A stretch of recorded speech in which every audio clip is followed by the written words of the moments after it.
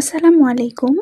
যারা একদম নতুনভাবে বিসিএস এর পড়া শুরু করতে চাচ্ছিলেন এবং তারা জানতে চাইছিলেন যে কোন বইগুলো আপনাদের পড়তে হবে এবং কতটুকু আপনাদের পড়তে হবে, কোন বইগুলো দিয়ে আপনারা শুরু করবেন।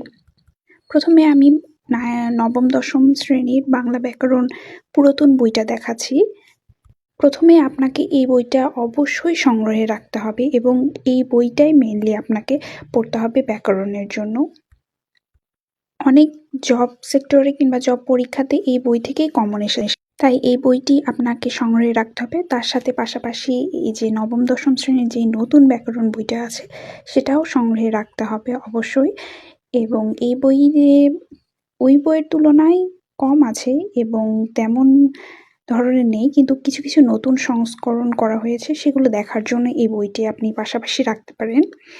এবং আলাদাভাবে যদি কোনো বই আপনাকে কিনতে বলি তাহলে অগ্রদূত এই বাংলা বইটি কিনতে বলবো।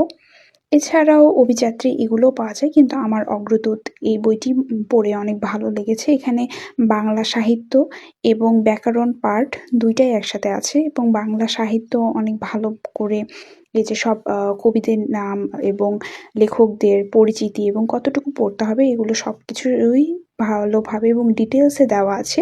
এবং প্লাস কোন সালে কোন এসেছে জব সেক্টরে সেগুলো কোশ্চিন দেওয়া আছে। আপনারা চেষ্টা করবেন যে যেকোনো একটা বই কিনে পুরোটা শেষ করার এবং বারবার সেটা রিভিশন দেওয়ার। বারবার সেটা রিভিশন দিলে কি হবে যে আপনার সেটা মনে থাকবে অনেক ভালো করে। একাধিক বই পড়ার চেয়ে একটি বই পড়াই ভালো। এছাড়াও সাহিত্যের জন্য রানা ঘোষের সাহিত্য কথা এই বইটি আপনারা কিনে রাখতে পারেন, কারণ এখানে একটু ডিটেলস ভাবেও দেওয়া আছে।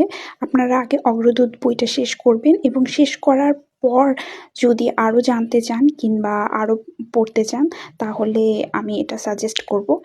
এটা পরবর্তী লেভেলের, যখন আপনি আরও বেশি জানতে চাইবেন তখন আপনি এই বইটা কিনতে পারবেন। এই বইটা পড়ার ফলে আমাদের যেরকম এমসিকিউ এর প্রিপারেশনটা ভালো হবে, তার সাথে সাথে এমসিকিউ এর সাথে কিন্তু আপনার রিটেন পার্টটাও ভালো হবে। এবং লাস্টে যদি আমি কথা বলি তাহলে অবশ্যই আপনাকে একটা জব সলিউশন রাখতেই হবে। সেটা আপনি যে কোনো জব সলিউশন নিতে পারেন, প্রফেসরের জব সলিউশন নিতে পারেন, ফিনমসে বা ইনসেপশনের যে কোনো একটি রাখতে পারেন। এবং হচ্ছে আমার এই ফিনোমের জব সলিউশনটা বিশেষ করে ভালো লেগেছে এবং এটি টপিক ভিত্তিক হওয়ার ফলে আপনি দেখবেন যে প্রত্যেকটা টপিক আলাদা আলাদাভাবে দেওয়া আছে এবং প্রত্যেকটা টপিকে কোন সাল কোথায় থেকে কোশ্চেন এসেছে সেগুলো কিন্তু আলাদাভাবে দেওয়া আছে। তো এটার সুবিধা হচ্ছে এই রকম যে আপনি কোনো একটা টপিক পড়ে সেখান থেকে আপনি জব সলিউশন থেকে বের করে আগের কোশ্চেনগুলো অ্যানালাইসিস করতে পারবেন কিংবা সেগুলো অ্যান্সার করে দেখতে পারবেন যে আপনি কতটুকু ভালো করে প্রিপারেশন নিচ্ছেন কিনা। যদি একদম বিগিনার্সদের কথা বলি তাহলে আমি অবশ্যই বলবো যে আপনার নবম দশম শ্রেণীর ব্যাকরণ বইটা, অগ্রদূত আর একটা জব সলিউশন আপনি আগে কিনবেন, প্রথমেই কিনবেন অন্যান্য বই কেনার চাইতে। তারপর আপনি সেগুলো দেখবেন।